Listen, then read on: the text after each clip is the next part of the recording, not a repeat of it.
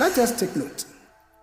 Just as the spirit used the material bodies for its descent through the material worlds to gain self-consciousness, so shall it use the spiritual body or soul body consciously for its upwards spiral progression through the spiritual worlds. It means we're not going to use this physical body. It is the extract that we are going to use, and that extract is the soul body or the spiritual body. What are the characteristics of that spiritual body or soul body?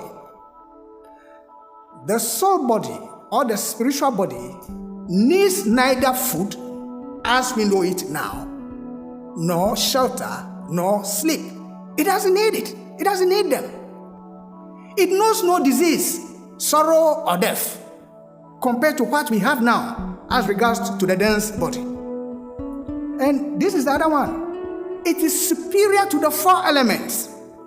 The spiritual body or the soul body is superior to the four elements, which means that the four elements cannot defeat it. It can go through them. You're talking about solids or earth, liquid or water, gas or air, and fire. The soul body can go through them. And also, magnificently, it can materialize in a dense form and also dissolve itself.